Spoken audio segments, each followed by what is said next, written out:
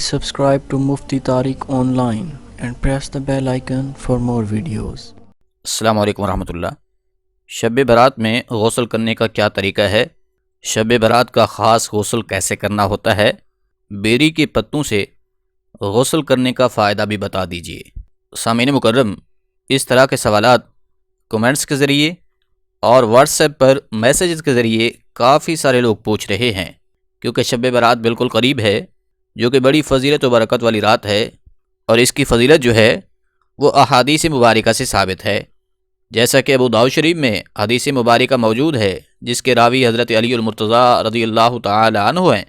آپ فرماتے ہیں کہ رسول مکرم صلی اللہ علیہ وآلہ وسلم نے ارشاد فرمایا کہ نصف شعبان کی رات قیام کرو اور پھر اس سے اگلے دن کا روزہ رکھو، کیونکہ فرمایا کہ اس رات میں غروب آفتاب سے لے کر طلوع فجر تک اللہ کریم کی طرف سے یہ اعلان کیا جاتا ہے کہ ہے کوئی مجھ سے گناہوں سے معافی مانگنے والا، میں اس کے گناہوں کی معافی عطا فرما دوں۔ ہے کوئی مجھ سے رزق مانگنے والا کہ میں اسے رزق عطا فرما دوں۔ ہے کوئی مجھ سے اپنی تکلیفوں، دکھوں، بیماریوں اور پریشانیوں سے چھٹکارا مانگنے والا کہ میں انہیں ان پریشانیوں سے چھٹکارا عطا فرما دوں۔ تو یہ آوازیں ساری رات آتی رہتی ہیں حتیٰ مطلع الفجر، حتیٰ کہ صبح طلوع ہو جاتی ہے۔ اسی طرح حضرت ام المومنین حضرت امی عائشہ صدیقہ رضی اللہ تعالی عنہ آپ فرماتی ہیں کہ رسول اللہ صلی اللہ علیہ وآلہ وسلم نے ارشاد فرمایا کہ اس رات یعنی کہ 15ویں شب اللہ رب العالمین بنو کلب قبیلہ کی بکریوں کے بالوں سے بھی زیادہ اپنے گنہگار بندوں کی بخشش فرماتا ہے۔ تو سامعین مکرم، اس طرح سے یہ بہت بڑی فضیلت و برکت والی رات ہے۔ اب رہا یہ سوال کہ جو کافی سارے لوگ پوچھ رہے ہیں کہ اس رات میں غسل کرنے کا کیا طریقہ ہے، یعنی کہ شب برات کا جو غسل ہے وہ کیسے کرنا ہے۔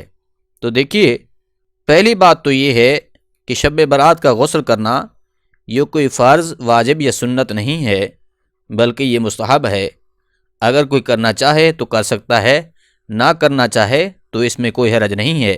اب جو لوگ اس بات کو لے کر بہت ساری باتیں بناتے ہیں کہ ایسے ایسے لوگوں نے نیا دین ایجاد کر رکھا ہے یا بدعات شروع کیے ہوئے ہیں، ان کی یہ باتیں جو ہیں بالکل سراسر لغو ہوتی ہیں، کیونکہ ہم نے کبھی یہ نہیں کہا کہ یہ کام کرنا فرض، واجب یا سنت ہے، بلکہ ہم یہ کہتے ہیں کہ اگر آپ یہ کام کرتے ہیں، اچھا ہے، کر لیں گے تو ٹھیک ہے، نہیں کریں گے تو بھی کوئی حرج نہیں ہے۔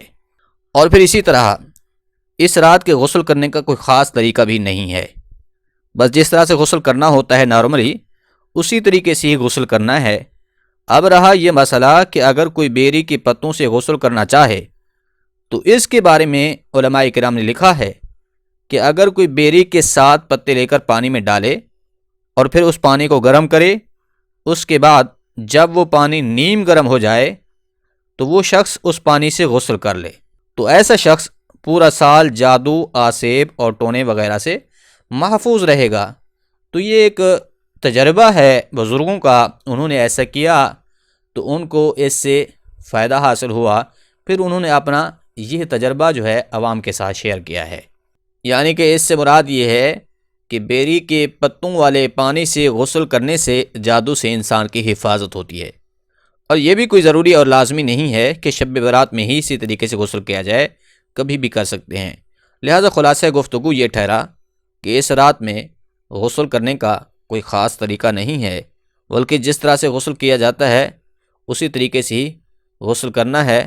آخر میں یہ سمجھ لیجئے کہ غسل کے 3 فرائض ہیں: کلی کرنا، ناک کی نرم ہڈی تک پانی چڑھانا، اور پھر پورے جسم پر پانی بہانا۔ اگر کوئی بندہ یہ ادا کر لیتا ہے تو اس کا غسل ہو جاتا ہے۔ امید ہے بات سمجھ آ گئی ہوگی۔